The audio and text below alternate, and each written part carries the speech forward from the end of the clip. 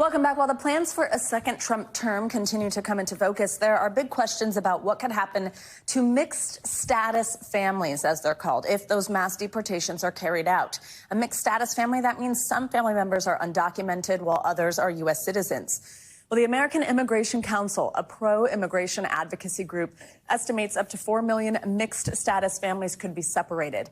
Now, mass deportations, of course, became one of Mr. Trump's biggest campaign promises. It's still unclear exactly how those deportations will be carried out and how families will be impacted. But we're getting some information. And we have NBC News Homeland Security correspondent Julia Ainsley joining us with her latest reporting here. Julia, good morning. So you've reported exclusively this month on a bunch of this stuff here, but that the Trump transition team specifically is eyeing new detention centers near major U.S. cities, with the goal being to hold double the amount of migrants awaiting deportation after their arrests inside the U.S.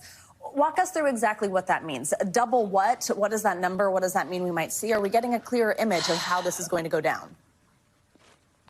Right. So right now, the Congress has given ICE the ability to be able to hold 41,000 immigrants in ICE detention at one time. That doesn't mean that they can't deport more, because it's a place where they hold them before they are deported.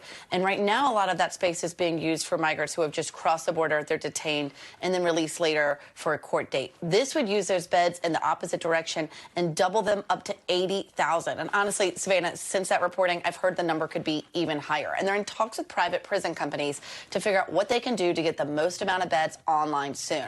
That might mean building temporary facilities or soft-sided facilities. They've used this in the past along the border when there's an influx in order to get as many people in beds as possible. This would be for migrants who are living in the United States and are arrested and are being held before their deportation flights. So, Julia, given what we know, I just used that term mixed status family. So some family members, U.S. citizens, others undocumented. Are we hearing what those types of people, what those groups of people are doing to plan for this?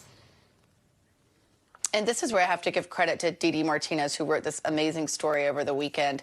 I can report on these details, but Didi really gets to the heart of this. She interviewed a family, and there are many like them. We understand up to 4 million across the country that could be separated. This family she talked to in Pennsylvania is preparing for the possibility that the husband, the father of these children, could be deported. And so the mother is busy getting her children's passports. As you know, you have to have 2 parents present to get a child's passport. They're doing things like getting power of attorney. And some households, we're told, where both parents could be deported but the children are U.S. citizens, they're putting together packets with adult contacts, where to find the nearest family member if they come home from school to an empty home. Savannah. Julia, walk us through any legal challenges that could play out once President-elect Trump is in office, and if we do start to see these mass deportations take place. Well, there are many being prepared quietly in the background. We saw just last week the ACLU filed for freedom of information to try to get more information about what the Trump transition team is going to use for their flights when they start doing these deportations.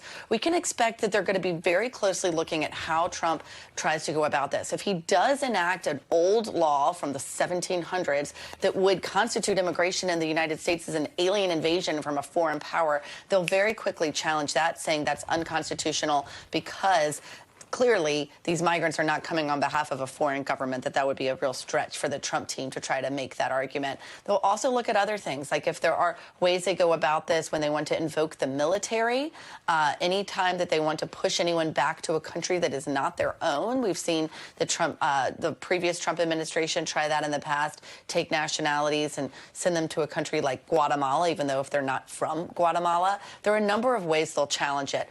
Whether or not they can just deport someone or challenge someone just for deporting them, that seems like more of a stretch. But it's the way they'll go about it. They'll find ways to challenge it in court. Julia Ainsley, fabulous reporting as always. Thank you very much.